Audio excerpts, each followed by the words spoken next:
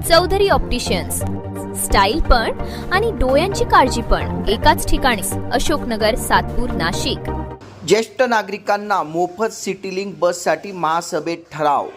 अंमलबजावणीपर्यंत पाठपुरावा करणार, श्री दिनकर अण्णा पाटील यांचे प्रतिपादन. नाशिक शहरातील 65 वर्षांवरील सर्व ज्येष्ठ नागरिकांना सिटी बस सेवा मोफत उपलब्ध करून देण्यासाठी येणाऱ्या महापालिका महासभेत ठराव मांडणार असून केवळ ठराव मांडून थांबणार नाही तर त्याची अंमलबजावणी होईपर्यंत सातत्याने पाठपुरावा करणार असल्याची ग्वाही नगरसेवक श्री दिनकर अण्णा पाटील यांनी दिली आहे. सातपूर कॉलनीतील श्री सप्तशृंगी ज्येष्ठ नागरिक संघाच्या 20व्या वर्धापन निमित्त आयोजित कार्यक्रमात अध्यक्षस्थानावरून ते बोलत होते. यावेळी व्यासपीठावर माजी नगरसेविका सौ सीमाताई निगळ, सामाजिक कार्यकर्ते गोकुळ निगळ, ज्येष्ठ नागरिक संघाचे अध्यक्ष किसनराव खताळे, उपाध्यक्ष शांताराम जमधडे, सचिव भिकन सिरसाट, सहसचिव प्रकाश घ्यार उपस्थित होते. यावेळी बोलताना दिनकर अण्णा पाटील म्हणाले की प्रत्येक घरातील ज्येष्ठ नागरिक हा त्या कुटुंबाचा आधारस्तंभ असतो. ज्या घरात आई वडिलांचा आशीर्वाद आणि अनुभव असतो त्या घरात कोणत्याही गोष्टीची कमतरता भासत नाही. त्याच अनुभवाचा लाभ पुढील पिढीला होत असतो. त्यामुळे आई वडिलांची सेवा व काळजी घेणे हे प्रत्येक मुलाचे कर्तव्य आहे. संघाचे उपाध्यक्ष शांताराम जमधडे यांनी संघाच्या गेल्या 2 दशकातील कार्याचा आढावा घेत विविध उपक्रमांची माहिती दिली. तर माजी नगरसेविका सीमाताई निगळ यांनी एका छोट्या रोपट्याचे आज वटवृक्षात रूपांतर झाल्याप्रमाणे श्री सप्तशृंगी ज्येष्ठ नागरिक संघाने समाजात उल्लेखनीय कार्य उभे केल्याचे सांगत संघाच्या कार्याचे कौतुक केले. कार्यक्रमात गुणवंत विद्यार्थ्यांचा तसेच 75 वर्षावरील ज्येष्ठ नागरिकांचा सत्कार करण्यात आला. याशिवाय स्वानंद निर्मित सुरेंद्र गुजराती प्रस्तुत बाळू जोशीला काय वाटते या एकपात्री काव्य नाटक मैफिलीचे आयोजन करण्यात आले होते. कार्यक्रमाला शेकडो ज्येष्ठ नागरिक महिला उपस्थित होते.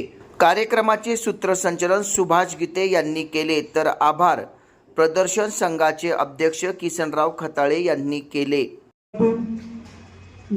आलेल्या ज्येष्ठांच्या किंवा घरी असतील कोणी ज्येष्ठ असो प्रत्येक मुला मुलीने आई वडिलांना सांभाळलं पाहिजे, सेवा केली पाहिजे त्यांच्याकडे आपण जर बघितलं आणि आई वडिलांना खरं कोणीच त्रास नाही दिला पाहिजे. आणि आई वडील एक बघितलं, मी दररोज जनता दरबार करतो, काही मुलं इतके आई वडिलांना त्रास देतात पण आई वडिलांना मी मुद्दाम जर बोललो आई बाबा केस करायला त्याच्यावर पडते म्हणते नाही. आता आमचे थोडे दिवस राहिले, आम्हाला त्याला त्रास द्यायचा आणि आई वडिलांचं मुलांप्रती इतकं प्रेम असतं.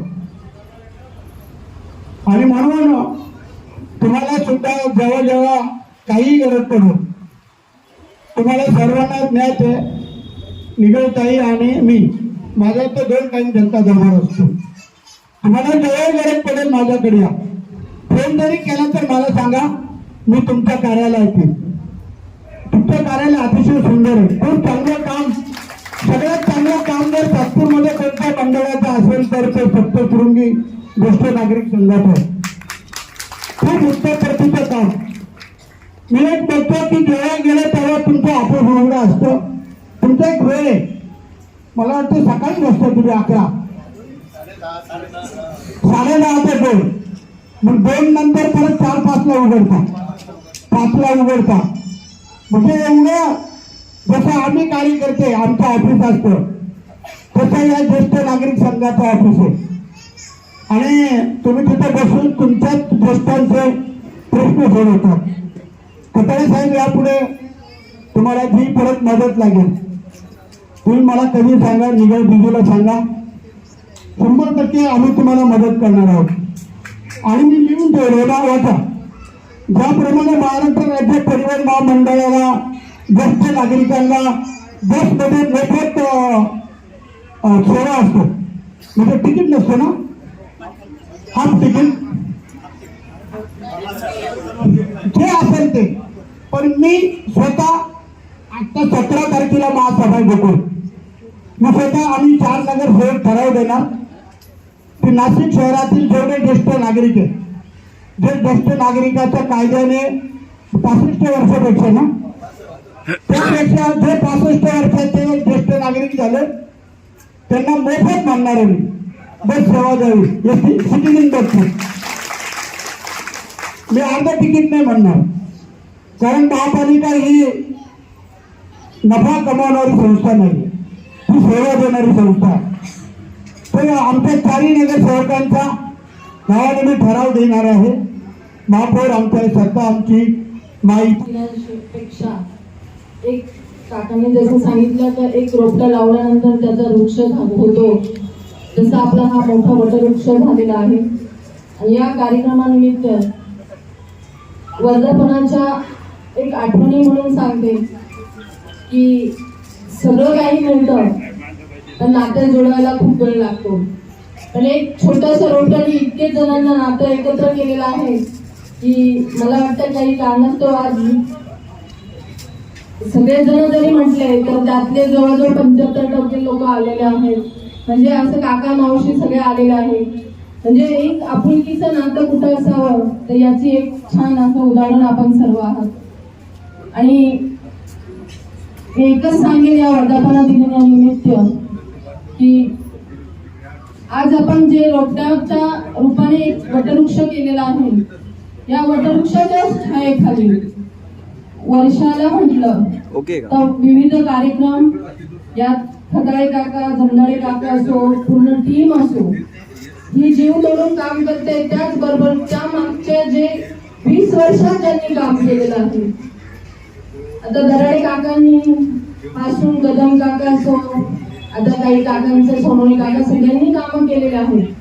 तर यांनी जो वृक्षाला पाणी देत देत देत आतापर्यंत आपल्याला एवढं मोठं केलं आहे, मी त्यांचे शतशः आभार मानते की या निमित्ताने आपण सर्व एकत्र आलो आहोत आणि आपण सर्व एकत्र एकजुटीने इथे आहोत. आज जगताप मावशी इतक्या रडताय, पण मावशी तुम्हाला एक सांगेल, माझं माहेर आहे हे. माहेराला लेक किती असले, किती भांडण झालं, किती काही झालं, तर ती लेक माहेराला कधीच विसरत नसते. त्यामुळे मी तुम्हाला कधीच विसरणार नाही हा शब्द देते. आणि या लेकीचा एकच शब्द राहील, राजकारण हे खूप बाजूला आहे माझ्यासाठी.